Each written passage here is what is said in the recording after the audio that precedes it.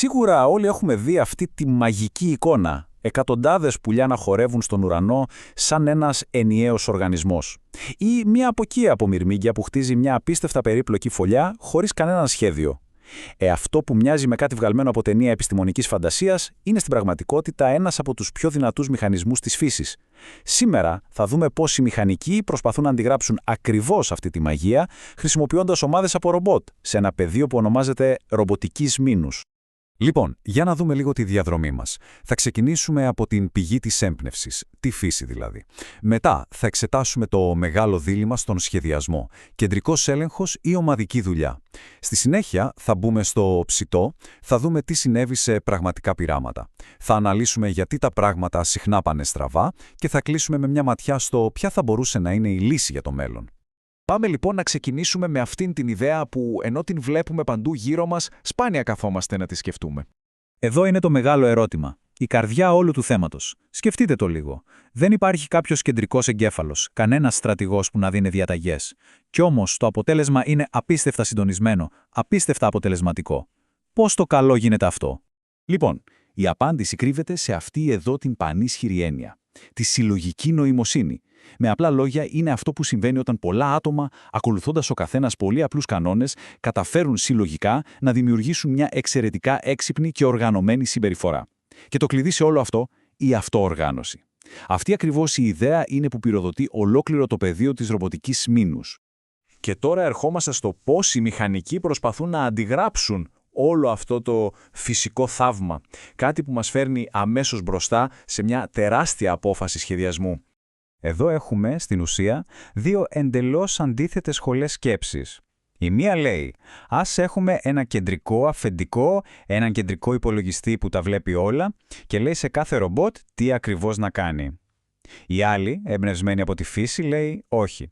Ας αφήσουμε κάθε ρομπότ να παίρνει τις δικές του αποφάσεις, βασισμένο μόνο σε αυτά που βλέπει γύρω του στους άμεσους γείτονες του. Και αυτός ο πίνακας πραγματικά τα λέει όλα. Αποκαλύπτει τα συν και τα πλην της κάθε προσέγγισης. Ας δούμε την πρώτη στήλη, το μοντέλο του ενός αφεντικού. Ναι, είναι τέλειο για μικρές ομάδες και συνήθως βρίσκει την καλύτερη δυνατή λύση, αλλά έχει μια εχίλιο πτέρνα, την ανθεκτικότητα. Αν πάθει κάτι ο κεντρικός ελεκτής, όλο το σύστημα καταρρέει. Τώρα, πάμε στην άλλη πλευρά, στο μοντέλο του μήνους. Εδώ τα πράγματα είναι αντίστραφα. Είναι απίστευτα ανθεκτικό, αν χαλάσουν μερικά ρομπότ δεν πειράζει, τα υπόλοιπα συνεχίζουν και μπορεί να επεκταθεί σε χιλιάδες μονάδες. Το αντάλλαγμα, η λύση που βρίσκει είναι συχνά αρκετά καλή, αλλά όχι πάντα η απολύτως τέλεια. Ωραία, είδαμε τη θεωρία. Τι γίνεται όμως στην πράξη? Ας δούμε τι συμβαίνει όταν αυτά τα ρομποτικά σμήνη βγαίνουν από το εργαστήριο και δοκιμάζονται στον αληθινό, χαοτικό κόσμο. Η έρευνα λοιπόν έβαλε στο μικροσκόπιο τρία πολύ μεγάλα, πολύ φιλόδοξα πειράματα. Το Grasp Lab στην Αμερική με drones, το περίφημο ETH της Ζηρίχης με υπτάμενα ρομπότ και το ευρωπαϊκό πρόγραμμα Swarmorph. Καθένα είχε τον δικό του μοναδικό στόχο, αλλά όπως θα δούμε όλα σκόνταψαν πάνω στα ίδια, θεμελιώδη εμπόδια. Ας σταθούμε λίγο στο Swarmorph, γιατί ο στόχος του ήταν ειλικρινά βγαλμένος από ταινία επιστημονικής φαντασίας. Η ιδέα ήταν να υπάρχουν εκατοντάδες μικρά απλά ρομποτάκια που όταν χρειαστεί θα ενώνονται μεταξύ τους για να φτιάξουν ένα τραπέζι, μια καρέκλα, ακόμα και μια μικρή γέφυρα. Μιλάμε για μια πραγματικά επαναστατική ιδέα. Βέβαια δεν ξεκίνησαν με εκατοντάδες. Η αρχή ήταν πολύ πιο ταπεινή, πολύ πιο προσεκτική. Οι ερευνητές πήραν έναν μικρό, απολύτως διαχειρίσιμο αριθμό ρομπότ για να δουν αν η βασική ιδέα λειτουργεί. Για την ακρίβεια, ξεκίνησαν με 10. Και ξέρετε κάτι? Τα αποτελέσματα ήταν εντυπωσιακά. Με μόλις 10 ρομπότ, το ποσοστό επιτυχίας στην αυτοσυναρμολόγηση άγγιζε το 95%. Σχεδόν τέλεια. Ήταν μια τεράστια επιβεβαίωση. Η τεχνολογία φαινόταν να δουλεύει άψογα και η αισιοδοξία ήταν στα ύψη. Εδώ όμως έρχεται η στιγμή της αλήθειας. Η πραγματική δοκιμασία για κάθε αποκεντρωμένο σύστημα. Η επεκτασιμότητα. Τι έγινε όταν πήγαν να κάνουν το μεγάλο βήμα, όταν προσπάθησαν να αυξήσουν τον αριθμό των ρομπότ από τα 10 σε πάνω από 50. Και εδώ είναι η κατάρρευση. Κοιτάξτε απλώς το γράφημα. Η επιτυχία γκριμίστηκε. Από το θριαμβευτικό 95% έπεσε κάτω από το 10%. Ήταν μια απόλυτη αποτυχία. Η θεωρητική υπόσχεση του αποκεντρωμένου συστήματος, ότι δηλαδή μπορεί να μεγαλώνει απεριόριστα, συγκρούστηκε τοπικά με τη σκληρή πραγματικότητα. Το μεγάλο ερώτημα λοιπόν είναι γιατί. Γιατί συνέβη αυτό? Και δεν ήταν μόνο το Swarmorph. Η έρευνα έδειξε ότι όλα τα μεγάλα πειράματα αντιμετώπισαν παρόμοια προβλήματα, τα ίδια βασικά εμπόδια. Το πρώτο τεράστιο πρόβλημα ήταν κάτι πολύ απλό, πολύ φυσικό. Η καθυστέρηση στην επικοινωνία. Σκεφτείτε το, ακόμα και το φως θέλει χρόνο. Στο ένα πείραμα, ένα μήνυμα ήθελε 100 με 200 χιλιοστά του δευτερολέπτου για να φτάσει. Στο άλλο, σχεδόν ένα ολόκληρο δευτερόλεπτο. Σε ένα μικρό σμήνος, αυτό δεν είναι πρόβλημα. Αλλά σε ένα μεγάλο, αυτές οι καθυστερήσεις συσσωρεύονται και το αποτέλεσμα είναι χάος. Το σμήνος σπάει σε μικρότερες ομάδες που δεν έχουν ιδέα τι κάνουν οι άλλες. Και δεν ήταν μόνο η ταχύτητα. Ήταν και η ίδια η πολυπλοκότητα.